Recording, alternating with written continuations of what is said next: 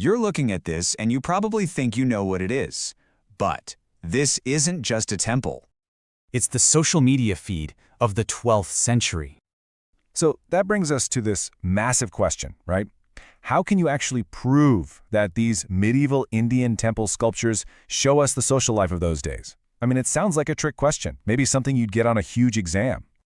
But hey, don't sweat it. Stick around for just a few minutes because I'm going to give you a step-by-step formula to solve this. And trust me, it's going to completely change how you see history.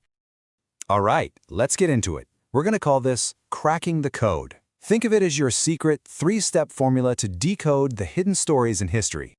So here's our game plan. Step 1 is our core thesis. We have to start seeing the temple as a cultural text. Step 2, we become detectives and look for the hard evidence, the themes in the carvings themselves. And finally, step 3, the grand conclusion. We're going to tie it all together with this really cool idea called visual anthropology. You with me? Let's go.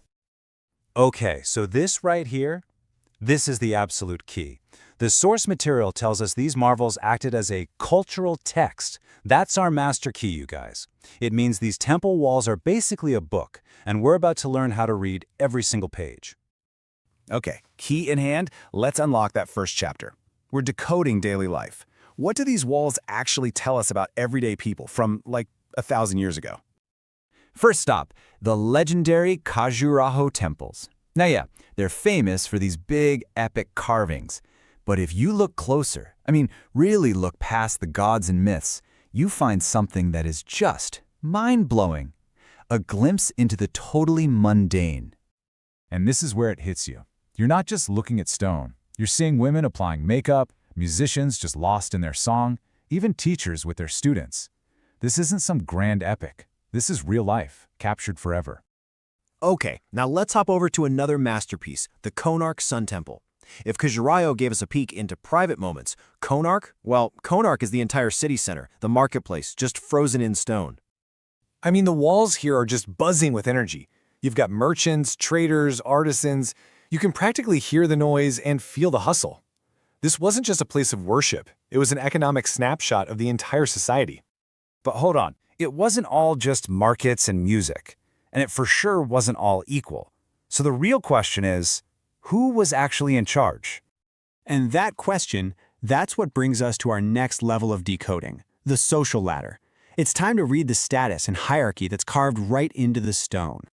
And you know what? The visual language is crystal clear. At temples like Brihadeshwara, you see the royalty and nobles just dripping in fancy clothes and heavy jewelry. But the common folk? Much simpler stuff, fewer accessories. The stone literally tells you who's at the top and who's at the bottom. No explanation needed. Okay, so we've got daily life, we've got social class, but what about the women? Where do the women of medieval India fit into this whole story? Well, if you go to the incredible Belur Helibid temples, you see this amazing spectrum of roles. On one side, you have women celebrated as artists, these stunning dancers and musicians. And on the other, you see them as homemakers.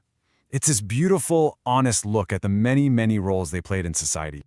And then, you find figures like these. They're called Madanikas. Just look at them. These celestial beauties from Khajuraho and Konark. They're not just pretty statues. They represent a society that was openly celebrating feminine beauty and grace. And wow, that tells you a whole lot about their cultural values. All right, let's pull the camera back a bit. We've looked at individuals, we've looked at social structures, now let's see the big picture. The trade, the arts, the traditions. It's all there. And this is where you see just how connected their world was. At Ellora and Elephanta, you see local merchants with their scales and goods. But then, you go to the Shore Temple, and suddenly you're seeing carvings of foreign traders. We're talking international sea trade documented in stone centuries ago. It's incredible. And the culture was just so rich. These carvings are like a highlight reel. We see the performing arts, classical dance, all kinds of musical instruments. And we also get a front row seat to their most important moments, huge festivals, even intimate wedding ceremonies. It's their entire world saved for us to see. Okay, let's bring it all back together. We've gone through our 3-step formula, we've looked at the evidence, it's time to put it all together and give that final answer. So here it is, the big takeaway. These carvings are not just art. They are, and this is the key phrase, living traditions preserved in stone. They're basically historical documents that let us understand the past through what's called visual anthropology, using images to tell a culture's story. And here's how it all clicks into place. Just look. Khajuraho gives us daily life and gender roles. Brihadishwara shows us the social ladder.